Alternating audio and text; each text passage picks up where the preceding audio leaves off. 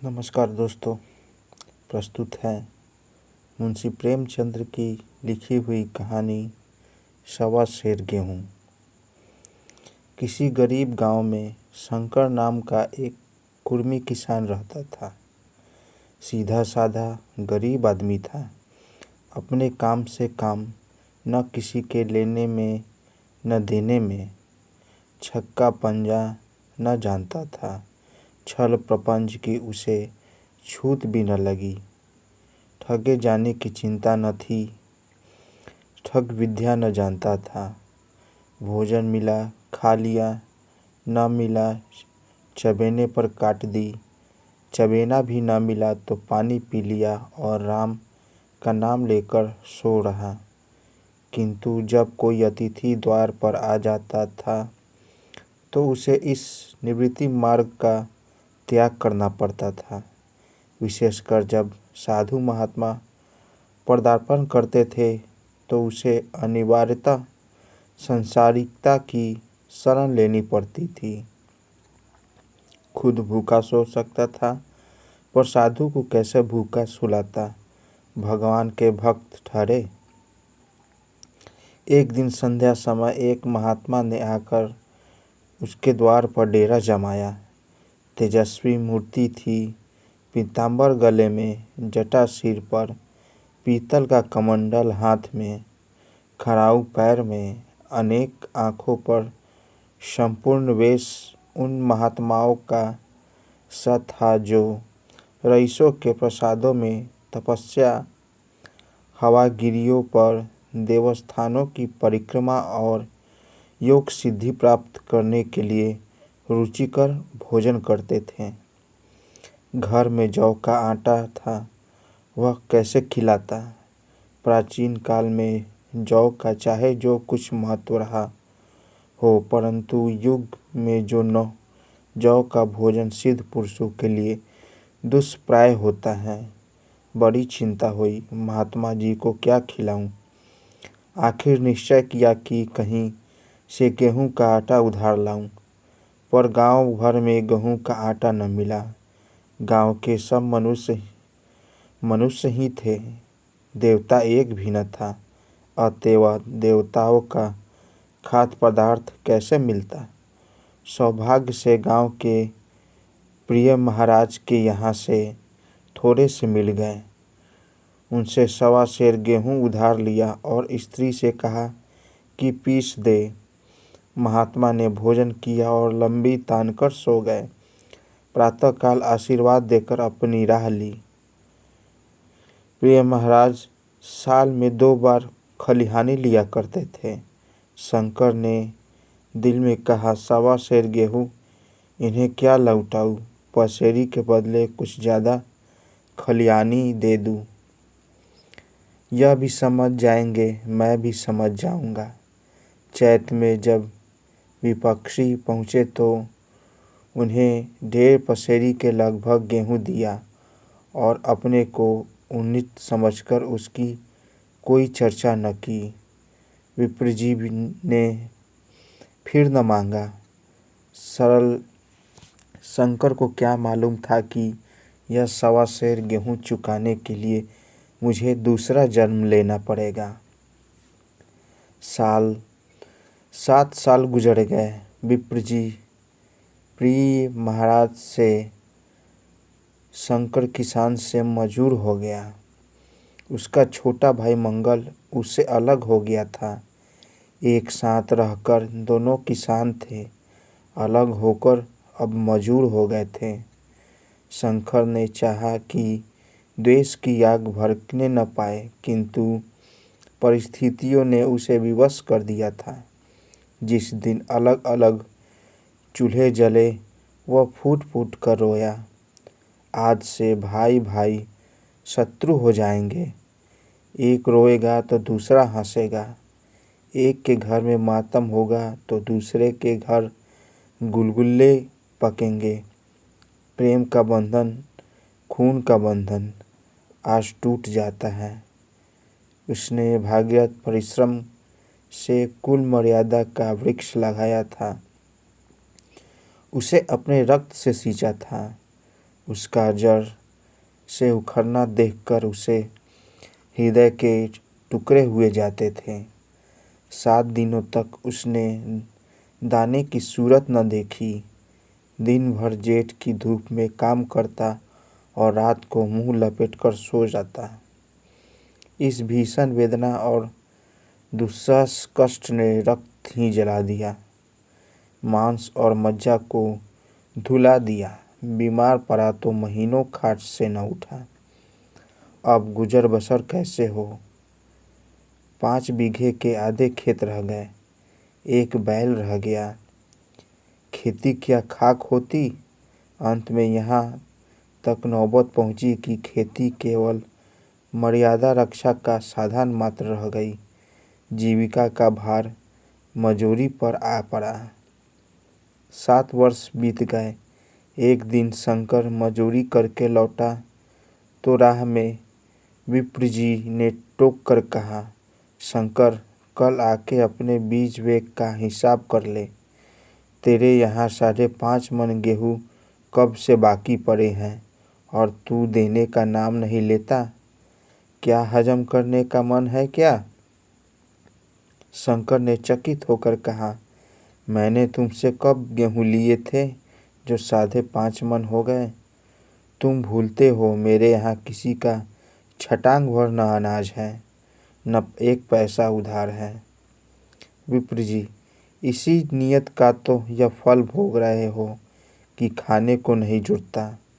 यह कहकर विप्र जी ने उस 1.25 सेर गेहूँ का जिक्र किया जो आज के 7 वर्ष पहले शंकर को दिए थे। शंकर सुनकर अवाक रह गया। ईश्वर, मैंने इन्हें कितनी बार खलियानी दी है, इन्होंने मेरा कौन सा काम किया। जब पोथी पत्रा देखने, साहित्य शगुन विचारने द्वारा आते थे, कुछ न कुछ दक्षिणा ले ही जाते। इतना स्वार्थ। 1.25 सेर अनाज को अंडे की भांति सेककर आज यह 50 खड़ा कर दिया जो मुझे निगल ही जाएगा। इतने दिनों में एक बार भी कह देते तो मैं गेहूँ तौल कर दे देता। क्या इसी नीयत से चुप साधे बैठे रहे? बोला, महाराज का नाम लेकर तो मैंने उतना अनाज नहीं दिया, पर कई बार खलिहानी में सेर 2 सेर दिया। अब आज आप 5.5 मन मांगते हैं, कहाँ से दूंगा। विप्र, लेखा जोखा बख्शीश 100 तुमने जो कुछ दिया होगा उसका कोई हिसाब नहीं। चाहे 1 की जगह 4 पसेरी दे दो। तुम्हारे नाम बही में 5.5 मन लिखा हुआ है, जिससे चाहे हिसाब लगवा लो। दे दो तो तुम्हारा नाम छेक दूँ, नहीं तो और भी बढ़ता रहेगा। शंकर, पांडे, क्यों एक गरीब को सताते हो। मेरे खाने का ठिकाना नहीं, इतना गेहूँ किसके घर से लाऊंगा। विप्र, जिसके घर से चाहो लाओ, मैं छटांग भर भी न छोड़ूंगा। यहाँ न दोगे, भगवान घर में तो दोगे। शंकर काँप उठा। हम पढ़े लिखे आदमी होते तो कह देते, अच्छी बात है, ईश्वर के घर में ही देंगे। वहाँ की तौल से यहाँ कुछ बड़ी तो नहीं होगी। कम से कम कोई प्रमाण हमारे पास नहीं, फिर उसकी क्या चिंता। किंतु शंकर इतना तार्किक, इतना व्यवहार चतुर न था। एक तो ऋण, वह भी ब्राह्मण का। बही में नाम रह गया तो सीधे नरक में जाऊंगा। इस ख्याल ही से उसे रोमांच हो गया। बोला, महाराज, तुम्हारा जितना होगा यही दूंगा। ईश्वर के यहाँ क्यों दूँ। इस जन्म में तो ठोकर खा ही रहा हूँ, उस जन्म के लिए क्यों काटे बहूँ। मगर यह कोई निवाव नहीं है। तुमने राई का पर्वत बना दिया। ब्राह्मण होके तुम्हें ऐसा नहीं करना चाहिए था। उसी घड़ी तगादा करके ले लिया होता तो आज मेरे सिर पर इतना बोझा क्यों पड़ता। मैं तो दूंगा, लेकिन भगवान के यहाँ जवाब देना पड़ेगा। विप्र, वहाँ का डर तुम्हें होगा, मुझे क्यों होने लगा। वहाँ तो सब अपने ही भाई बंधु है। ऋषि मुनि सब तो ब्राह्मण ही हैं। देवता ब्राह्मण है। जो कुछ बने बिगड़ेगी संभाल लेंगे। तो कब देते हो। शंकर, मेरे पास रखा तो है नहीं, किसी से मांग जांच कर लाऊंगा तभी तो दूंगा। विप्र, मैं न मानूंगा। 7 साल हो गए, अब एक दिन का भी मुलाहिज न करूंगा। गेहूँ नहीं दे सकते, दस्तावेज लिख दो। शंकर, मुझे तो देना है, चाहे गेहूँ लो चाहे दस्तावेज लिखाओ। किस हिसाब से दाम रखोगे। विप्र, बाजार भाव 5 सेर का है, तुम्हें 5.25 सेर काट दूंगा। शंकर, जब दे ही रहा हूँ तो बाजार भाव काटूंगा। पाँव भर छुड़ाकर क्यों दोषी बनूं। हिसाब लगाया तो गेहूं के दाम 60 रुपये हुए। 60 रुपये का दस्तावेज लिखा गया। 3 रुपये सैकड़े सूद। साल भर में देने पर सूद का दर 3.5 रुपये सैकड़े। 12 आने का स्टाम्प, 1 रुपये का दस्तावेज की तहरीर शंकर को ऊपर से देनी पड़ी। गांव भर में विप्र जी की निंदा की, लेकिन मुंह पर नहीं। महाजन से सभी का काम पड़ता है, उसके मुख कौन आए। शंकर ने साल भर तक कठिन तपस्या की। मियाद के पहले रुपए अदा करने का उसने व्रत सा कर लिया था। दोपहर को पहले ही चूल्हा न जलता था, चबेने पर बसर होती थी। अब वह भी बंद हुआ। केवल लड़के के लिए रात को रोटियां रख दी जाती है। पैसे रोज का तंबाकू पी जाता था। यही एक व्यसन था जिसका वह कभी त्याग न कर सका। अब वह व्यसन भी इस कठिन व्रत की भेंट हो गया। उसने चिलम पटक दी, हुक्का तोड़ दिया और तंबाकू की हांडी चूर चूर कर डाली। कपड़े पहले भी त्याग कर चरम सीमा तक पहुंच चुके थे। अब वह प्रकृति की न्यूनतम रेखा में आबद्ध हो गए। शिविर की अस्थिक बेधक शीत को उसने आग ताप कर काट दिया। इस ध्रुव संकल्प का फल आशा से बढ़कर निकला। साल के अंत में उसके पास 60 रुपये जमा हो गए। उसने समझा, पंडित जी को इतने रुपए दे दूं और कहूँगा, महाराज बाकी रुपए जल्द ही आपके सामने हाजिर करूँगा। 15 रुपये की तो ही बात है, क्या पंडित जी इतना भी नहीं मानेंगे। उसने रुपए लिए और लेकर जाकर पंडित जी की चरण कमलों पर अर्पण कर दिए। पंडित जी ने विस्मित होकर पूछा, किसी से उधार लिए हैं क्या। शंकर, नहीं महाराज, आपके आशीष से आपकी मजदूरी अच्छी मिली।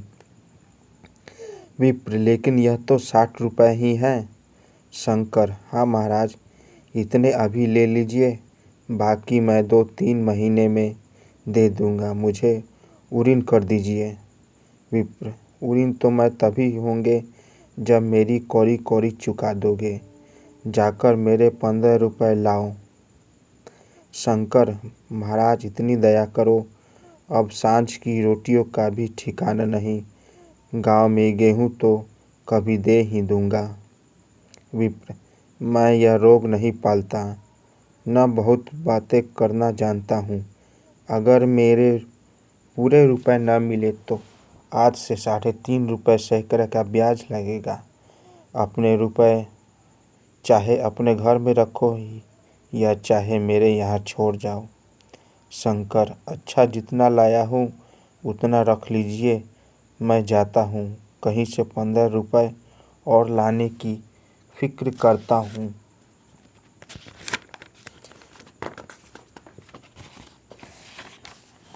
शंकर ने सारा गांव छान मारा मगर किसी ने रुपए न दिए। इसलिए नहीं कि उसका विश्वास न था या किसी के पास रुपए न थे, बल्कि इसलिए कि पंडित के शिकार को छेड़ने की किसी की हिम्मत न थी। क्रिया के पश्चात प्रतिक्रिया नैसर्गिक नियम है। शंकर साल भर तक तपस्या करने पर भी जब ऋण से मुक्त होने में सफल न हो सका तो उसका संयम निराशा के रूप में परिणत हो गया। उसने समझ लिया कि अब इतना कष्ट सहने पर भी साल में 60 रुपये से अधिक जमा न कर सका तो अब और कौन सा उपाय है जिसके द्वारा उसने दूने रुपए जमा हो। जब सिर पर ऋण का बोझ ही लादना है तो क्या मन भर का और क्या सवा मन का। उसका उत्साह क्षीण हो गया, मेहनत से घृणा हो गई। आशा उत्साह की जननी है। आशा में तेज और बल है, जीवन है। आशा ही संचालक शक्ति है। शंकर आशाहीन होकर उदासीन हो गया। वह जरूरतें जिसको उसने साल भर तक टाल रखा था अब द्वार पर खड़ी होने वाली भिखारी न थी, बल्कि छाती पर सवार होने वाली पिशाचिनियाँ थी जो अपनी भेंट लिए बिना जान नहीं सकती। कपड़ों में चकत्तियों के लगने की भी एक सीमा होती है। अब शंकर को चिट्ठा मिलता तो वह रुपए जमा न करता, कभी कपड़े लाता, कभी खाने की कोई वस्तु। जहाँ पहले तम्बाकू ही पिया करता था वह अब गांजे चरस का चस्का भी लगा। उसे अब रुपए अदा करने की कोई चिंता न थी, मानो उसके ऊपर किसी का एक पैसा भी नहीं आता। पहले जूरी चढ़ी होती थी पर वह काम करने अवश्य जाता था, अब काम न जाने के लिए बहाना खोजा करता। इस भांति 3 वर्ष निकल गए। विप्र जी महाराज ने एक बार फिर तकादा न किया। वह चतुर शिकारी की भांति अचूक निशाना लगाना चाहते थे। पहले से शिकार को चौकन्ना उसकी नीति के विरुद्ध था। एक दिन पंडित जी ने शंकर को बुलाकर हिसाब दिखाया। 60 रुपये जो जमा थे वह मिन्हा करने पर भी शंकर के जिम्मे 120 रुपये निकले। शंकर, इतने रुपए तो उसी जन्म में दूंगा, इस जन्म में नहीं हो सकते। विप्र, मैं इसी जन्म में लूँगा, मूल न सही सूद तो देना ही पड़ेगा। शंकर, एक बैल है वह ले लीजिए, एक झोपड़ी है वह ले लीजिए, और मेरे पास रखा क्या है। विप्र, मुझे बैल बधिया लेकर क्या करना, मुझे देने को तुम्हारे पास बहुत कुछ है। शंकर, और क्या है महाराज। विप्र, कुछ नहीं, तुम हो, आखिर तुम भी कहीं मजूरी करने जाते ही हो। मुझे भी खेती के लिए मजूर रखना ही पड़ता है। सूद में तुम हमारे यहाँ काम किया करो, जब सुविधा हो मूल भी दे देना। सच तो ये है कि अब तुम किसी दूसरी जगह काम करने नहीं जा सकते जब तक मेरे रुपए नहीं चुका दो। तुम्हारे पास कोई जायदाद नहीं है, इतनी बड़ी गठरी मैं किस एतबार पर छोड़ दूं। कौन किसका जिम्मा लेगा कि तुम मुझे महीने महीने सूद देते जाओगे और कहीं कमाकर जब तुम मुझे सूद भी नहीं दे सकते तो मूल की कौन कहे। शंकर, महाराज, सूद में तो काम करूँगा और खाऊंगा क्या। विप्र, तुम्हारी घरवाली है, लड़के हैं, क्या वे हाथ पाँव कटा के बैठे हैं। रहा मैं तुम्हें आधा सेर जौ रोज कलेवा के लिए दे दिया करूँगा। ओढ़ने को साल में एक कंबल पा जाओगे, एक मिर्जाई भी बनवा दिया करूँगा। और क्या चाहिए। यह सच है कि और लोग तुम्हें 6 आने रोज देते हैं, लेकिन मुझे ऐसी गरज नहीं है। मैं तो तुम्हें अपने रुपए भराने के लिए रखता हूँ। शंकर ने कुछ देर तक गहरी चिंता में पड़े रहने के बाद कहा, महाराज, यह तो जन्म भर की गुलामी हुई। विप्र, गुलामी समझो चाहे मजूरी समझो, मैं अपने रुपए भराए बिना तुमको न छोड़ूंगा। तुम भोगोगे तो तुम्हारा लड़का भरेगा। हाँ, जब कोई न रहेगा तब की बात दूसरी है। इस निर्णय की कहीं अपील न थी। मजूर की जमानत कौन करता, कहीं शरण न थी, भाग कर कहाँ जाता। दूसरे दिन से उसी विप्र जी के यहाँ काम करना शुरू कर दिया। 1.25 सेर गेहूँ की बदौलत उम्र भर के लिए गुलामी की बेड़ी पैरों में डालनी पड़ी। उस अभागे को अब अगर किसी विचार से संतोष हुआ तो वह यह था कि यह मेरे पूर्व जन्म का संस्कार है। स्त्री को वो काम करने पड़ते थे जो कभी न किए थे। बच्चे दाने दाने को तरसते थे, लेकिन शंकर चुपचाप देखने के सिवा कुछ न कर सकता था। वह गेहूं के दाने किसी देवता के शाप की भांति या जीवन उसके सिर से न उतरे। शंकर ने विप्र जी के यहाँ 120 वर्ष तक गुलामी करने के बाद इस दुसार संसार से प्रस्थान किया। 120 रुपये अभी तक उसके सिर पर सवार थे। पंडित जी ने उस गरीब को ईश्वर के दरबार में कष्ट देना उचित न समझा। इतने निर्दयी न थे। उसके जवान बेटे की गर्दन पकड़ी। आज तक वह विप्र जी के यहाँ काम करता है। उसका उद्धार कब होगा भी या नहीं, ईश्वर ही जाने। पाठक, इस वृत्तांत को कपोल कल्पित न समझिए, यह सत्य घटना है। ऐसे शंकरों और ऐसे विप्रों से दुनिया खाली नहीं है।